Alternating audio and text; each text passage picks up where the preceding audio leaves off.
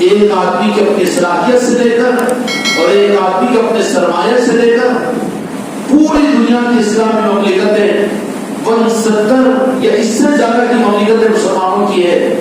اگر یہ اسلام کی خدمت کے رخ پر آنا چاہتے ہو اور یہ چاہتے ہو کہ ان کی اسلام کی حکومتیں دنیا میں مسلمانوں کی حکومتیں ہیں، لیکن رب کی نگاہ میں بھی اسلام کی حکومت اگر بن جائے تو اس کے لیے زیادہ پریشانی کی بات نہیں، بلکہ ہمارا مخلصانہ ان کو مشورہ صرف یہ ہے کہ ہمت کے ساتھ میں ایک کام تم یہ کر لو کہ اپنے اسلام کے نظام میں اسٹارٹر پر میدان کربلا کو لا دو. میدان کربلا تم کو ایک طرف میں قوت اور طاقت دے گا، میدان کربلا تم کو وحدت امت دے گا، میدان کربلا انسانیت کی ہمدردی دے گا، میدان کربلا خود کو مصیبتوں میں ڈال کر دوسروں کو راحت پہنچانا دے گا، میدان کربلا جنت کو نظروں کے سامنے بتائے گا، اور میدان کربلا کا اسٹارٹر تمہارے لیے اتنا فائدہ ہوگا کہ غائب کے نظام تمہارے سامنے مشاہدوں میں آ جائیں گے. کاش کے سمجھ میں آ جائے یہ بات. کیوں کہ وہ سب سے پہلا قیامت تک کی امت کے لیے ایک وہ میدان کربلا کا وہ میدان تھا کہ جس کے ذریعے سے قیامت تک کے دین کے قطب نما کو اللہ تبارک و تعالیٰ نے متعین فرما دیا کہ ہم نے جس کا حق جن کو امامت کا دین عطا کیا ہے، حکومت تم سنبھالو، تخت و تاج تم سنبھالو، دنیا میں تمہاری آؤ بھگت ہو کوئی بات نہیں، لیکن امامت کا حق اللہ نے جن کو دیا ہے ان کے حق کو چھپانا، ان کی ذاتوں کو چھپانا خدا کی نظر میں اتنا بڑا جرم ہے کہ اللہ تبارک و تعالیٰ قیامت نازل کر دیتا ہے، اس پر قیامت نازل ہو جائے گی. اتنا جرم ہوگا، اتنا بڑا جرم ہوگا. اور سب سے پہلے اس کے لیے لحاظ اور تجربے کے اعتبار سے میدان کربلا موجود ہے. میدان کربلا یزیدیوں کو یہ احساس ہو گیا کہ اسلام کو امامت کی ضرورت نہیں ہے، اہل بیت کی ضرورت، محبت کی ضرورت نہیں ہے، آل رسول کے عصمتوں کی ضرورت نہیں ہے، بلکہ اس کا بدل ہماری حکومت، ہماری طاقت اور ہماری اکثریت اور ہمارا علم اور ہمارے علماء، ہمارے مفتیان اکرام اور ہمارے دینی خدمات اور ہمارے دین کی تبلیغ کے نظام اور ہمارے دنیا کے فتوحات، ہمارا خصوص دنیا کو فتح کر لینا اور اسلام کے جھنڈوں کو ہم دنیا کے کونے کونے تک پہنچا دینا. اب ان سب مصروفیتوں کے درمیان میں چونکہ یزیدیوں سے اس وقت امت کے یزیدیت کی تعریف کرنے والے ذہنوں سے یہ ہو گئی تھی کہ انہوں نے یہ سمجھا کیا سمجھا کہ اب اسلام جو پھیلے گا وہ تو اقتدار اور حکومت اور تخت و تاج کی وجہ سے اور نئے نئے تجربات کے ذریعے سے، علمی خدمات کے ذریعے سے، مدارس دینیہ کے ذریعے سے اور اسلام کے جہاد کے لشکروں کے ذریعے سے اور اسی طریقے سے پتہ نہیں کیا کیا وجود میں لایا تھا. لیکن ان کی نظر وہاں پر چوک کھا دی. کیا چوک کھا دی؟ وہاں پر یہ بھول گئے کہ اللہ اس کے محبوب نے جن کو اسلام کی امامت کا مقام اور حق عطا فرمایا، انہوں نے اس کو چھپانے کی نازیبا کوشش کی. اور یہ غلطی اوپر سے بھی مانی جائے گی، لیکن دانستہ نادانستہ کا اور معاملہ ہے وہاں پر اس وقت بھی کوشش کی گئی کہ اب اسلام کو عقیدت کی، اہل بیت کے محبت کی، آل رسول کی عظمتوں کی اور امامت کو اس مقام پر رکھنے کی جن کو حق ہے، اس کے بجائے تو دین تو پھیل چکا ہے، فتوحات تو ہو چکی ہے، اسلام کا دائرہ تو وسیع ہو چکا ہے.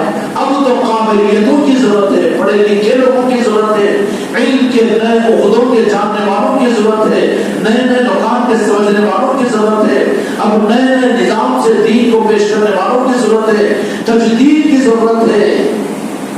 جبکہ دین کی امامت میں غلامی ہے، دین کے امامت کے نظام میں غلامی ہے، تابعداری ہے، محبت ہے. اس کے بجائے ان سے چوک یہ ہوئی کہ اس امامت کا حق اللہ تبارک و تعالیٰ نے جن لوگوں کو دیا وہ آل رسول کو، آل علی اور آل علی کو، انہوں نے یہ محسوس کیا ان یزیدیوں نے کہ اگر یہ امامت کی چابی کو اگر ہم نے نہیں چھینا تو پھر ہمارا سارا اقتدار بھی بے اثر ہو کر رہ جائے گا. ہو سکتا ہے کہ ہماری ہی دیاریا ہم کو ہماری بغاوت پر آ جائے گی, ہماری دشمنی پر آ جائے گی. اس لیے نازیبا اور بے وقوفی کا کام یزیدیوں نے یہ کیا کہ بجائے اس کے, اس لیے کہ مولا حسین علیہ السلام اور پھر آپ کے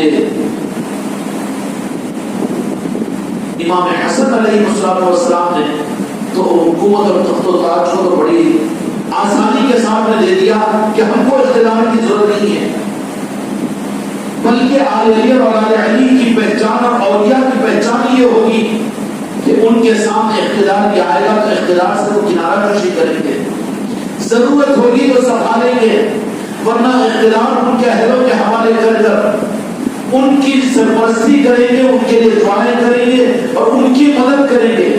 ہر زمانے کے اندر میں آل علی اور آل علی کا نظام یہی ہوا کرتا ہے.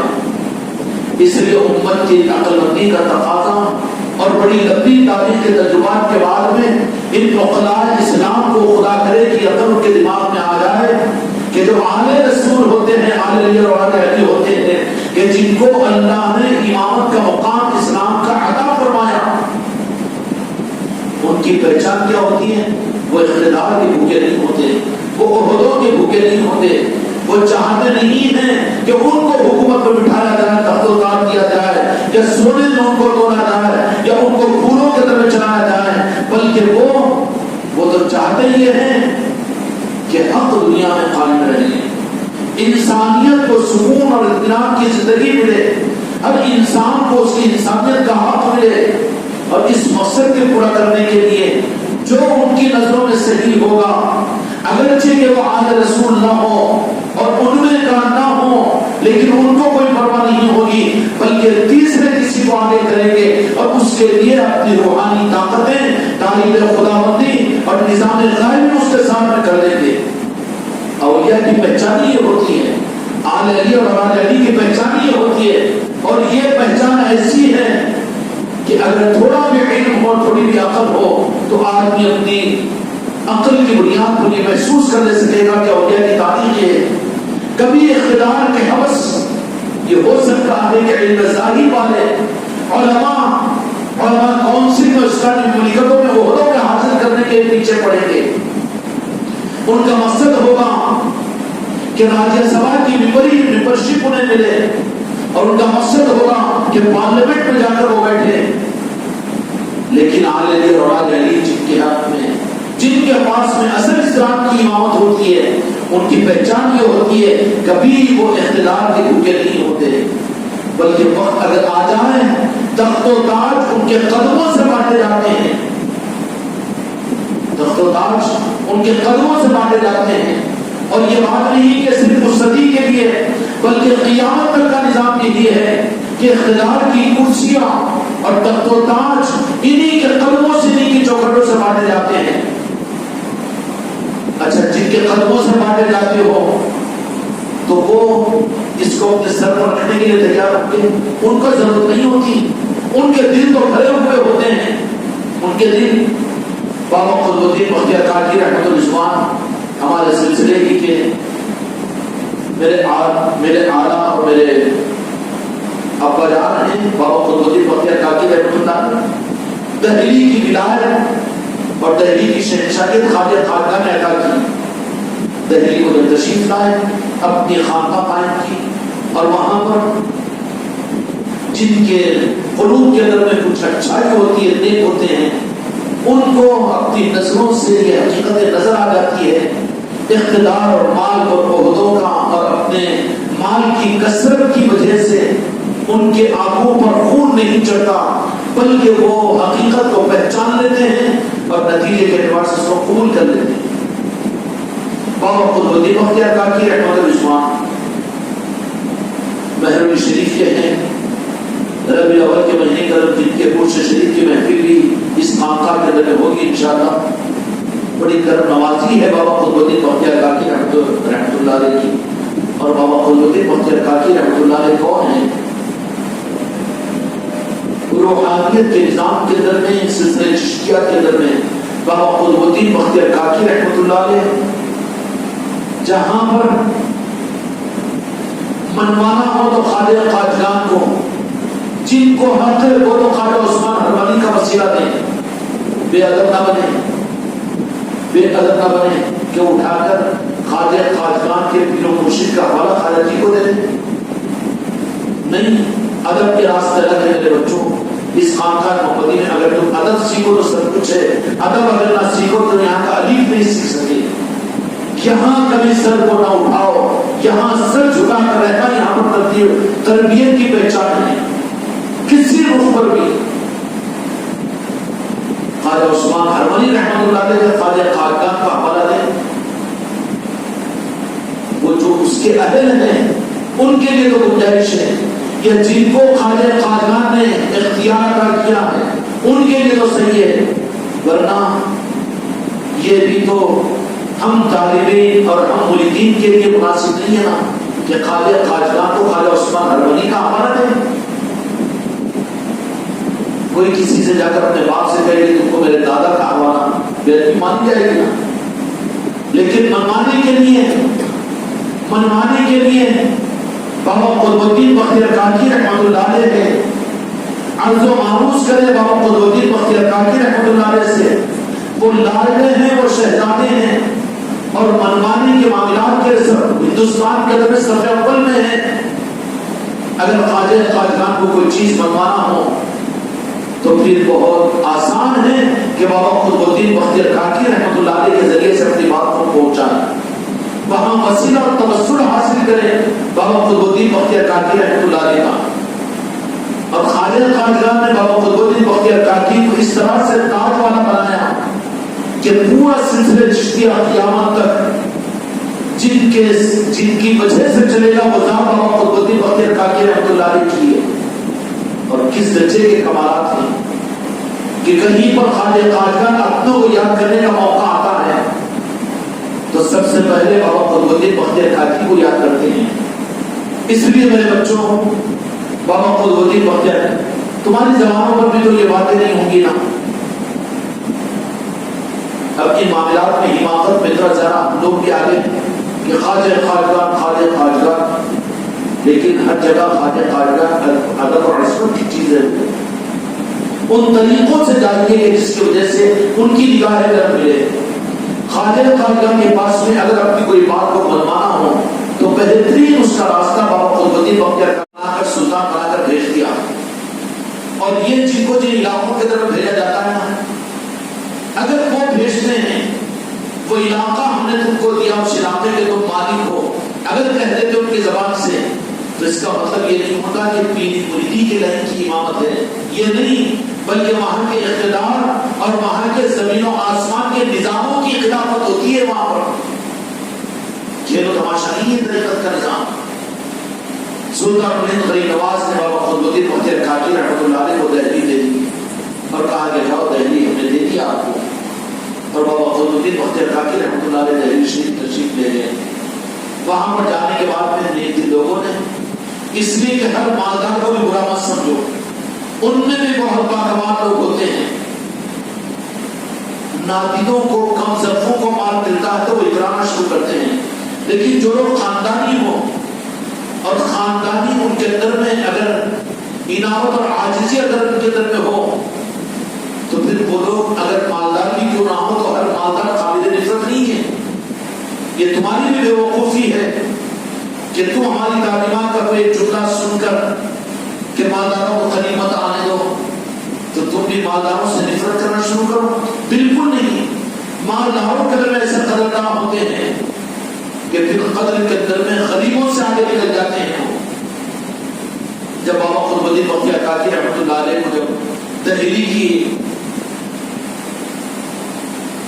دہلی شریف فتح فرما دیا اور وہاں کی قطبیت اور وہاں کا مالک بنا دیا، خواجہ غریب نواز نے دہلی کو تشریف لائے، اپنے نظام کو شروع کیا اور چلتے رہے۔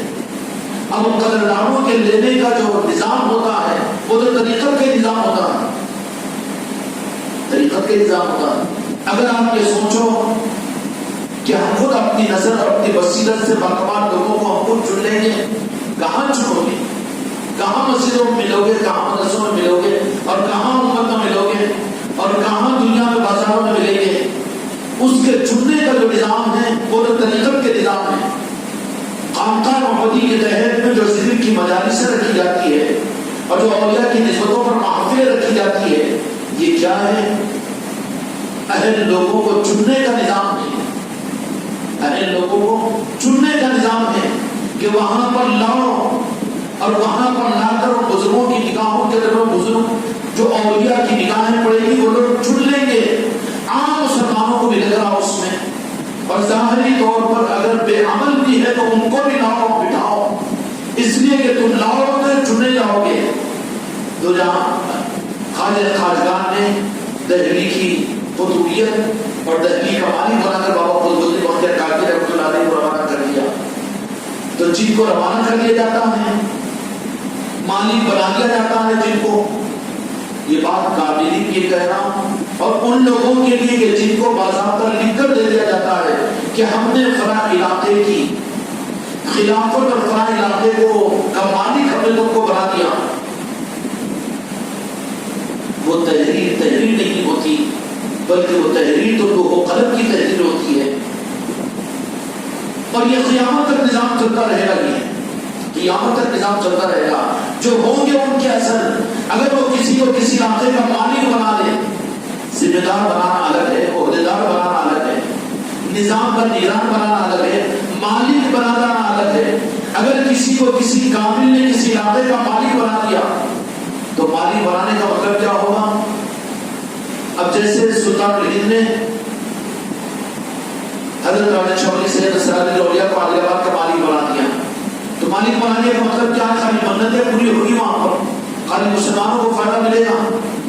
مالک بنانے کا مطلب کیا ہے؟ مالک جب بنا دیا جاتا ہے ہم اولیاء کی طرف سے، تو پھر مالک کا مطلب یہ ہے کہ یہاں پر ایک گھاس کا تیکا بھی ان کی مرضی کے بغیر نہیں ٹوکے گا، پانی کا ایک قطرہ بھی نہیں برسے گا، اور کسی مخلوق کو ایک سانس بھی ان کی مرضی کے بغیر نہیں ملے گی. کل کا مالک بنایا جاتا ہے انہیں. پھر وہاں کا اقتدار، وہاں کی حکومت، وہاں کی انسانی و گرانی، وہاں کی صحت و بیماری، وہاں کے اچھے برے حالات، وہاں کا پیدا ہونا، وہاں کا مرنا، یہ سب کچھ کا کل مخلوق کا مالک بنایا جاتا ہے انہیں. بابا قطب الدین بختیار کاکی رحمۃ اللہ علیہ ولی نواز نے دلی کا مالک بنا دیا، اور آپ تشریف لائیں. اب لانے کے بعد میں اب چننے کے لیے جو نظام ہوتا ہے اولیاء کاملین کا، وہ کون سا نظام ہوتا ہے؟ وہ یہ محفلیں ہوتی ہے، وہ زمان کی محفلیں ہوتی ہے، اور وہ نظام ہوتے ہیں، کیا ہوتے ہیں؟ وہ ذکر کے نظام ہوتے ہیں، میلاد پاک کی محفلیں ہوتی ہے، جہاں پر پھر چنا جاتا ہے لوگوں کو، کہ پھر چن کر وہ ابھر کر سامنے آتے ہیں کہ ان میں صلاحیت ہے، ان میں صلاحیت ہے. وہ پھر خاص توجہ وہ پیر کامل ان کے اوپر ڈالتا ہے، اور پھر ان کو عام امت میں سے انسانوں سے چن کر، امت میں چنے کے انسانوں میں چنے، ان کو چن کر الگ کر لے گا، اس کو اپنی نظروں میں لے لے گا، اور پھر اس کے بعد ان کی تربیت کے نظام قائم کرے گا. اس کے بعد پھر وہ باکمال بن جائیں گے. بابا قطب الدین بختیار کاکی رحمۃ اللہ علیہ نے مہرولی شریف میں تشریف لائے، وہاں پر خانقاہ کا نظام چلایا، ذکر کی محفلیں ہوتی تھی، تربیت کے نظام وہاں چلتے تھے، لنگروں کے نظام وہاں چلتے تھے، اور محفل سما وہاں پر ہوتا تھا، محفل سما ہوتا تھا. آج ان نظاموں میں چلتے ہوئے بھی حقیقتوں کا کوئی دور دور تک پتہ نہیں ہے، بس رسم کے در میں رسم چل رہا ہے. جہاں رسم آ جاتی ہے وہاں پر روح ختم ہو جاتی ہے. رسمیت کے نظام پر تو سارے رسم ہیں، لیکن حقیقتوں سے نہ واقف ہونے کی کوشش کی جاتی ہے، نہ پھر حقیقتوں کو معلوم کرنے کی کوشش کی جاتی ہے. محفل سما، محفل سما کیا ہے؟ محفل سما، اب اس میں یہ سوچا جائے کہ کیا ہونا چاہیے. ایک طریقہ ہے وہ الگ ہے اپنی جگہ، لیکن محفل سما صرف مرید اور پیر کے لیے ہے. محفل سما اس سے آقاؤں غوث اعظم غریب نواز صادق پاک یا پھر مجدد پاک مولا علی یا تو جہاں کے مالک کی نامیں اور منقبتیں وہ تو تبرکن روحانیت میں وجدان پیدا کرنے کے لیے ہے، لیکن سما کا اصل موضوع نہیں ہے۔ چشتیوں کے پاس میں سما کا حق صرف مرید اور پیر کا ہے۔ اب تو سما کو بھی نہیں پڑھتے تک مولا علی کی عصمت میں، وہ سما تھوڑی ہے۔ مولا علی کو تیرے تاریخ کی تیری منقبتوں کی وجہ سے مولا علی کا معاملہ کچھ ہے۔ غوث العظم اور غریب نواز وہ تو اس مقام کے اوپر کے بیٹھ کر دیکھ کر خوش ہو رہے ہیں، وہ اب تو ان کے معاملات کے در میں، جبکہ سننے والا مرید نہ غریب نواز کی حقیقت سے واقف ہے، نہ کبھی دیکھا نہ کبھی وہ اس کے اوپر نظر ڈالیں گے۔ اگر وہ نظر بھی ڈالیں گے تو راست نظر تھوڑی ڈالیں گے اس پر، وہ نظر ڈالیں گے تو وہ پیر کے ذریعے سے ڈالیں گے۔ اگر پیر ہی کا معاملہ وہاں پر کھڑا ہوا ہے تو پھر اس کو نظر کیسے ملے گی؟ سما کا خاصہ صرف یہ ہے کہ وہاں پر وہاں کا عنوان سما کا، آپ اگر بڑے بڑے سما کے کرنے والوں کو بھی اگر یہ بات کہو تو حسب نہیں کریں گے وہ، مگر ہم کو مطلب نہیں ہے اس سے، ہم کو اس سے مطلب نہیں ہے۔ سما کا عنوان پنجتن پاک کا کلام نہیں ہے، غریب نواز غوث العظم کا کلام نہیں ہے، وہ تو تبرکن پیر کو وجدان دینے کے لیے۔ اگر پیر کامل ہوگا تو غریب نواز کا جب نام ہو ان کی منقبت پڑھی جائے گی تو مریدین کیا جانے، وہ تو پیر کا چہرہ دیکھ کر غریب نواز کو پہچانیں گے۔ تو مریدوں کے لیے وہاں پر اگر کلام پڑھا جا رہا ہے رب کی شان میں، تو جہاں کے مالک کی عصمت میں، غوث العظم اور مجدد پاک اور علی کی شان میں اور غریب نواز کی شان میں، تو مریدوں کو اس سے مطلب نہیں ہوتا۔ وہ تو کلام صرف وہ پیر کو ابال پر لانے کے لیے ہوتا ہے کہ وہ سمندر کانٹے مارنا شروع کر دے تاکہ مرید فیضیاب ہو۔ اب اس وجہ مرید جا کر کہتے کہ نہیں بجرت پاک کا کلام پڑھو، غوث العظم کا پڑھو، یہ بے ادبی ہے، یہ طریقہ نہیں ہے۔ یہ وہ وہاں پر تو مریدین کو ساکت رہنا چاہیے، کوئی خارج ہونی چاہیے، اس لیے کہ ان کا مرد اور ان کا مرد تو وہاں پر بیٹھا ہوا ہے، ان کا مرد تو وہاں پر، مگر نخرے چلتے ہیں کہ وہی جگہ کام میں قوال کے وہ بول رہا ہے اور انہوں نے یہ بتا رہے ہیں۔ یہ سب نام بے وقوفی ہے، بے وصولی ہے، سماج کے خلاف میں یہ بے ادبی ہے، یہ اپنے ذوق کے لیے، کاموں کی عیاری کے لیے اور کاموں کی مکانی کے لیے، خامخواہ کے ناچنے اور کودنے کے لیے، ساز اور ڈھول اور تاشر کے اپنے کاموں کے زنا کرنے کے لیے قوالی ہوتی ہے، نہیں ہوتی ہے۔ وہاں پر سماج کی محفل کے اندر تو صرف اور صرف مرید اور پیر کا معاملہ ہوتا ہے۔ جو کچھ بھی مریدین کو ملتا ہے وہ واسطے پیر کے ملتا ہے۔ وہ جو کچھ کلام کے اسٹیجز سے، ادب اور طریقے کے اعتبار سے حمد باری پڑھی جائے گی، نعت رسول پڑھی جائے گی، مولا علی کی عصمت میں کلام پڑھا جائے گا، غوث العظم کی شان میں پڑھا جائے گا، غریب نواز کی شان میں پڑھا جائے گا، لیکن وہ یہ سب کچھ کلاموں کا اصل عنوان پیر کی ذات ہوتی ہے۔ اس کی ذات ہوتی ہے، اس کو ابال میں لانا ہوتا ہے، کیونکہ وہ جانے حقیقتوں کو مرید کیا جانے، ان چیزوں کے اندر مرید خالی ناچنا اور کود رہا ہے تو پھر وہ تو تماشا ہے، دکھاوا ہے۔ وہ ہوگا جب کنیکٹ، تو اب اس کے اندر میں ہوگا کہ پھر پیر کے جلووں میں جب جلوے نظر آئے گی اب بات بنے گی، عنوان بنے گا۔ اس لیے سما کا عنوان صرف پیر اور مرید کے لیے ہے۔ سما وہ سما نہیں ہے کہ جس کے اندر میں اپنی خواہشات کو پورا کیا جائے اور اپنے کلام کو پڑھنے کی درخواست کی جائے، ان سے وہ پڑھایا جائے۔ قوالوں کو تم یہ سمجھ رہے کہ لیبر ہے وہ پڑھیں، ان کو ان کے ہاتھ پر چھوڑ دو۔ وہاں پر جب اگر کہیں پر اگر کامل سما کا نظام ہے تو پھر قوال وہ پڑھنا شروع کر دے گا جو وہ سوچ بھی نہیں سکتے، ان سے وہ پڑھوایا جائے گا۔ کیوں کہ اگر وہ راستے جانتے ہیں کہ اس سما کی محفل کو اگر وہ ان کے حوالے کیا ہوا ہے تو وہاں پر اب پیر کی بھی نہیں چلے گی، بلکہ جن کی چلنی ہے انہی کی چلے گی، وہی چلائیں گے۔ اور وہ کیسے چلائیں گے کہ وجود میں قوال کوئی اور ہوگا، لیکن اس قوال کے اندر بھی کسی اور کو، کیونکہ غوث العظم کے اختیار میں ہے، غریب نواز کے اختیار میں ہے، اس قوال کے وجود میں بعد میں وہ خود قوال پریشان ہو جائے گا۔ آپ کی خانقاہ محمدی میں آنے والے قوال نے قسم کھا کر یہ بات کہی، ہم ہر جگہ سنتے ہیں لاکھوں بچوں کے اندر میں قوالیاں کرتے پروگرام، لیکن لیکن اس خانقاہ محمدی کے اندر میں ہم جو چاہتے وہ نہیں پڑھ سکتے، بلکہ یہاں کچھ اور ہی ہم سے پڑھوایا جاتا ہے، کچھ اور ہی گایا جاتا ہے یہاں پر۔ اس کا مطلب کیا ہوا کہ یہاں پر ایکٹیویٹیز نہیں ہیں، فارمیلٹیز نہیں ہیں، یہاں پر تو جن کا نظام ان کے حوالے کیا جاتا ہے وہ جو چاہتے ہیں وہ ہوتا ہے۔ تو سما کا اصل عنوان بھی کیا ہوتا ہے؟ سما میں اصل عنوان مرید اور پیر کی ذات ہوتی ہے۔ پیر دیتا ہے، مرید دیتا ہے، یہی ہے وہاں پر۔ دعوت دونوں کی ہوتی ہے، دعوت وہ دسترخوان دونوں کے لیے رشتہ ہے۔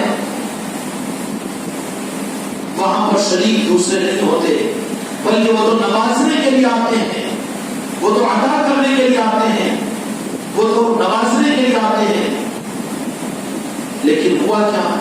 اب سما ہو تو کیا؟ بس سما اب کی تو نئی خبریں چل رہی، وہی سنائیں گے، وہی سنیں گے، ہاں وہ وہی کریں گے، وہ وہی کریں گے، یہی کریں گے۔ مقاصد بہت ہو گئے، رسمیت آ گئی ہے، قانون کی اڈیانی، قانون کا زنا چل رہا ہے اس معاملے میں۔ پورا جہان کلام پر نہیں ہے، ساز اور باجر تاجوں پر ہے۔ یہ تو اس معنی میں اگر سننے والے وہ سننے والے تو حرام ہے وہ سننا۔ قول علی ہے وہ، اگر قوالی کے اندر بیٹھو تو قول علی سمجھ کر پورا دھیان اور توجہ تو تمہاری کلام پر ہونی چاہیے۔ کلام پر تو ہے نہیں، ڈانسوں پر ہے، تاشوں پر ہے، دھبڑوں پر ہے، اور وہ سازوں پر ہے، میوزک پر ہے۔ تو لوگوں کے قول کے مطابق میں تو تم لوگوں نے اصل چیز کو چھوڑ کر اس میں لگ گئے، وہ تو تمہارے لیے حرام ہو جائے گا۔ وہ چیز نہیں ہے، بلکہ پورا دھیان سما کے اندر میں ان اقوال پر ہونا چاہیے۔ قوالی اصل میں قول علی ہوتی ہے، قول علی ہوتی ہے، اور وہاں پر میزبان اور مہمان جو ہوتے ہیں وہ مرید اور پیر ہوتے ہیں۔ باقی بڑے آقاؤں کی بات یہ ہے کہ بڑے آقاؤں کی بات یہ ہے کہ جب چھوٹوں کی خوشیاں ہوتی ہے تو بڑے اپنے بڑے اعتماد سے ان کے اوپر پھول بھی برساتے ہیں، خوشیوں کو بھی نچھاور کرتے ہیں۔ میرے غوث و خواجہ کی طرف سے اگر صحیح نظر کے سامنے کہیں پر سماجی محفل ہوتی ہے تو پھر ان کی وہ تحفے اور وہ عطائیں ان کو علی اعلان مل جاتی ہے۔ سمجھ آئی؟ سما کا عنوان خانقاہ محمدی والوں اچھی طرح سے سمجھ لینا۔ یہ نہیں کہ ہونے والے سماجی محفلوں کو دیکھ کر پیر بھی بن سماج کے بعد اس کو اپنے ایکٹر بن کے بیٹھا ہوا ہے کام۔ یہ چیز نہیں ہے، اپنے کو ڈھیلا چھوڑ کسی میں موہو ہو جا۔ کلام ہو رہا تو اس کے اندر میں اگر وہ ہوگا ہے دل تو اس کے دل کے تار جڑ جائیں گے۔ ہر مرید کے دل کے تار نہیں جڑیں گے، بلکہ وہ مریدوں کے دل کے تار تو پیر کے ساتھ میں جڑیں گے۔ جس کی توجہ پیر کی طرف میں نہ ہو تو وہ تو ڈسکنیکٹ ہو جائے گا، وہاں پر وہ تو ناچ کے کودنے والا بن جائے گا، خام خالی ایکٹر بن جائے گا، وہ سما کا مقصد فوت ہو جائے گا۔ اس لیے سما کی محفلیں جو ہوتی ہے سلسلہ چشتیہ کے اندر میں وہ دسترخوان ہوتا ہے مرید اور پیر کا، اور باقی سب جو چیزیں ہوتی ہیں وہ چیزیں ذیل کی ہوتی ہے، نوازش اور عطاؤں کی ہوتی ہے۔ یہ کم صرف لوگوں نے طریقت کے نظاموں کو اپنی دنیا کمانے کے لیے استعمال کرنے والے پیروں نے اور یہ سما کی محفلیں کرنے والوں نے رخ کو بدل دیا ہے۔ وجہ کیا ہوئی اس کی وجہ سے ایک رسم بن کر رہ گئی، اور ان بدعقیدوں کو بہت اچھا موقع مل گیا کہ سما کو حرام اور ناجائز کہنے کا۔ جب یہ چیز ہے تو جلیل بغدادی رضی اللہ عنہ کے زمانے میں اس طریقے سے اپنے حدود کو پار کرتے گئی تو علماء شریعت نے اس سے ناجائز ہونے کا فتویٰ دیا، اور یہی فتویٰ دہلی کے اندر میں بابا قطب الدین بختیار کاکی رحمۃ اللہ علیہ کے علماء نے دے دیا کہ سما ناجائز ہے۔ ناجائز ان صورتوں میں ہے، ورنہ جائز نہیں، اصل ہے۔ سما تو قرآن مجید سے ثابت ہے کہ جب قرآن پڑھا جائے تو سنا کرو، کان لگا کر سنا کرو۔ سما کا لفظ، سما کا لفظ قرآن مجید کے اندر نقل کیا گیا ہے۔ قرآن کا سننا، ویسے صاحب قرآن کا سننا وہ بھی قرآن کا سننا ہے، اور صاحب قرآن کا صاحب قرآن اور صاحب رسول ہونا وہ مولا علی کے قول کا سننا بھی سماعت میں قرآن میں آئے گا۔ اس لیے سما کا معاملہ بابا قطب الدین بختیار کاکی رحمۃ اللہ علیہ کو دہلی کا مالک بنا کر بھیج دیا، کہا کہ دہلی کے مالک کو بابا قطب الدین بختیار کاکی۔ تو جن کو یہ اولیاء اگر کسی کو کسی علاقے کا مالک بنا دیتے ہیں، ذمہ دار بنانا الگ ہے، عہدیدار بنانا الگ ہے، نگران بنانا الگ ہے. اگر کسی کو ذمہ دار بنائے خلافت دی تو وہ مالی سمجھ رہا تو بے وقوفی اس کی جیل میں چلے جائے گا. وہ ذمہ دار الگ ہے, عہدیدار الگ ہے, نگران کار الگ ہے. لیکن مالک بنا دینا, مالک جب بنا دیا جاتا ہے تو سیاہ و سفید کا کل کا مالک ہوتا ہے. اس علاقے کے انسانوں کی جنت و جہنم کا وہ مالک ہوتا ہے. علاقے کے مخدوم اولیاء جو ہوتے ہیں نا مالک, وہ تم کو جنت دینے والے, جہنم میں پہنچانے والے ہوتے ہیں. ان کی مرضی کے بغیر تم جنت میں نہیں جا سکتے, ان کی مرضی کے بغیر تم جہنم سے بچ نہیں سکتے. جو مالک ہوتے ہیں, اور خوش قسمتی سے اس پورے ہندوستان کے مالک مدینے والوں نے جن کو بنایا, وہ کون سی ذات ہے؟ بہت زور سے خواجہ غریب نواز ہے. مالک ہندوستان ہے. یہاں کے ایک ایک انسان کے سیاہ سفید کے مالک ہیں وہ, اور جن کو جو چاہے عطا کر دے غریب نواز. خدائی ان کے ساتھ میں, خدا کا نظام ان کے ساتھ میں. دہلی دلی بابا قطب الدین بختیار کاکی رحمۃ اللہ علیہ تو کیا ہوا, مالک بنا دیا. اب دہلی کا مالک بنا تو کیا مطلب ہے کہ وہاں کے ایک ایک ذرے کا مالک بنا دیا بابا قطب الدین بختیار کاکی رحمۃ اللہ علیہ کو. تو بابا قطب الدین بختیار کاکی رحمۃ اللہ علیہ نے کیا کیا کہ ان میں سے اب صحیح قلوب, سعید قلوب کو چھانٹنا ہے. تو کیسے چھانٹو گے؟ کہ مسجد میں جا کر نمازوں کو گنیں گے کتنے رشوت خور, کتنی بدمزگی کرنے والے, کتنے بڑے بڑے گیاملر اپنی کمیوں کو چھپانے کے لیے نمازوں کے دن آ کر کھڑے کہاں ملیں گے؟ سلیکشن جو ہوگا نیک دل اور سچے دل لوگوں کا, وہ ہوگا ذکر کی مجالسوں میں, خانقاہوں میں. وہی آئیں گے خانقاہ میں جو ولی ہوں گے یا پھر اولیاء جن کو چاہیں گے. لاؤ خانقاہوں میں اپنے رشتہ داروں کو, اپنے دوست احباب کو, امت کو, انسانیت کو, کیونکہ وہاں پر سلیکشن ہوگا. مسجدوں میں نہیں ہوگا. مسجدیں تو وہ جگہ ہیں کہ وہاں مسلمانوں کے لیے ہیں. خانقاہوں میں آئیں گے تو اولیاء کی نظروں میں سلیکشن کیا جائے گا ان کا. جب سلیکشن ہوگا اولیاء کی نظر میں, بابا قطب الدین بختیار کاکی رحمۃ اللہ علیہ کی نگاہ کرم پڑی. اس لیے وہاں پر کسی کو پابندی مت لگاؤ. غریب آئے امیر نہ آئے, امیر آئے غریب نہ آئے, عبدی آئے دوسرے نہ آئے, سیدی آئے غیر سید نہ آئے, مریدی آئے غیر مرید نہ آئے. نہیں. وہاں پر تو لاؤ, کیونکہ سلیکشن ہوگا وہاں پر, اولیاء سلیکشن کریں گے وہاں پر. بابا قطب الدین بختیار کاکی رحمۃ اللہ علیہ نے خانقاہ کے دروازوں کو کھول دیا.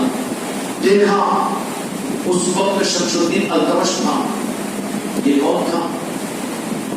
شمس الدین التمش بھاگ کر آیا ہوا تھا. بابا قطب الدین بختیار کاکی رحمۃ اللہ علیہ کے پاس میں آیا. ارے یہ تو بادشاہ ہے, سراکے تھے اس کے اندر میں. نظر پڑی, پیروں میں گر گیا. بابا قطب الدین بختیار کاکی رحمۃ اللہ علیہ نے نواز دیا. نماز کر.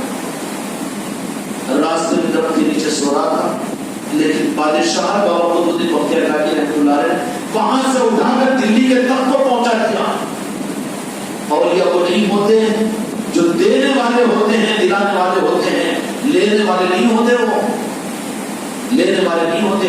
سادات کی اور اولیاء کی سچی پہچان یہ ہے کہ وہ اقتدار نہیں چاہیں گے, عزت نہیں چاہیں گے, نذرانے نہیں چاہیں گے, تحفے نہیں چاہیں گے, اور وہ لوگوں کی کرسیاں نہیں چاہیں گے, لوگوں کی عزت کے لیے نہیں چاہیں گے, بلکہ وہ آئے بھی تو دے دیں گے, دلا دیں گے کسی کو, چلو تم کو دے دو, تم کو دے دو, تم کو دے دو.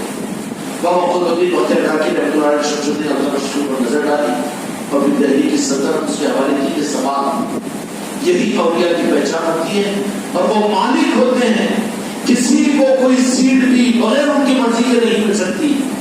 وہ بادشاہ کا زمانہ تھا, اب تمہارے لیے سیکولرزم کا زمانہ ہے. کوئی ایم ایل اے بھی اور کوئی کاؤنسلر بھی اور کوئی بھی اقتدار والا بھی بغیر ان کی منشا کے نہیں بن سکتا.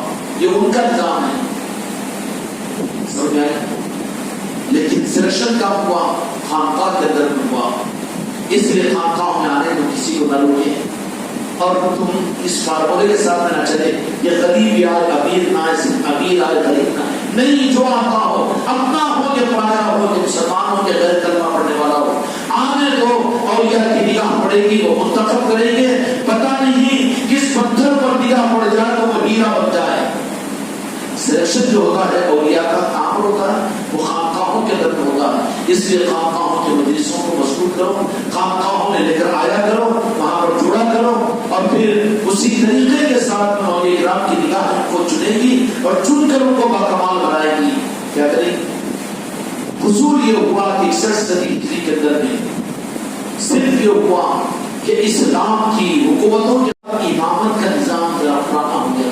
جیسے اس زمانے کے اندر میں لوگ لگ گیا ہے عام طور پر, جس کی وجہ سے آج پاکستان حکومت مسلمانوں کے ہونے کے باوجود آج صبر نہیں زیر ہے.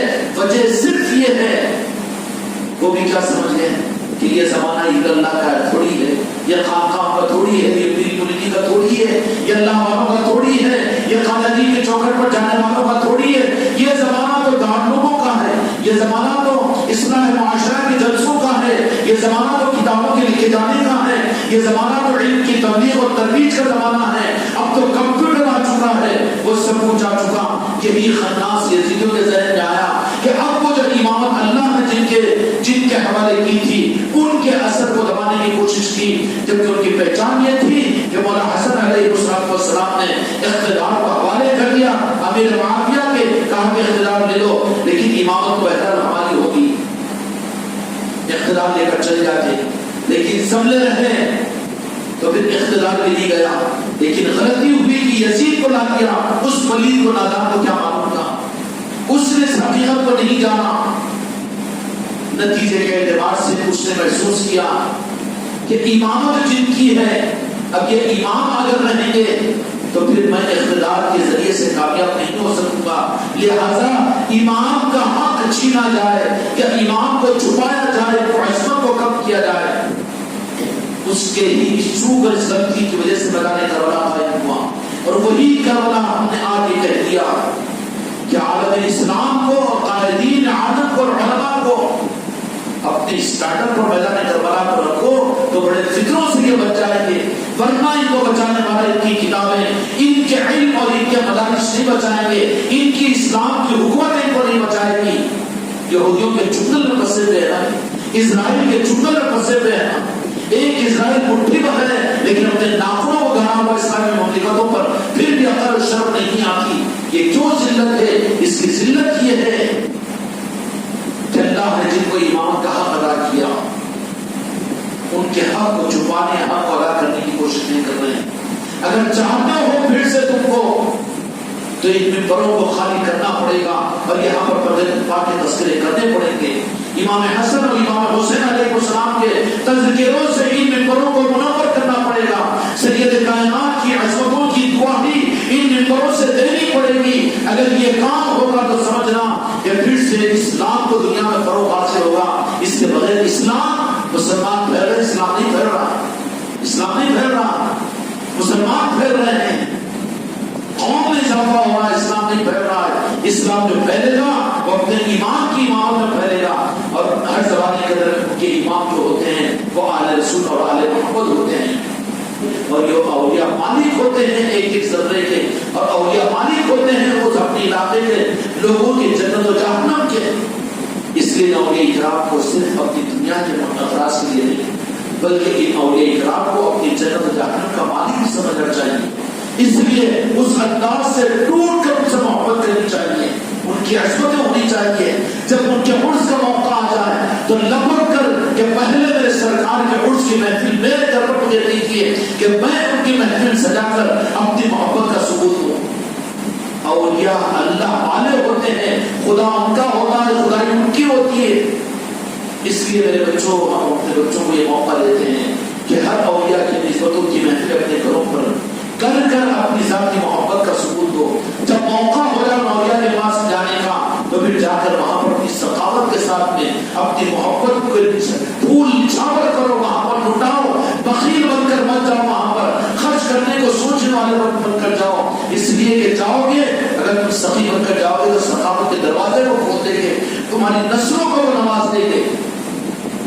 اللہ تعالیٰ آپ کے ساتھ ہم سے پاک بڑی کو خدا فرمائے. وحق لا الہ الا اللہ محمد رسول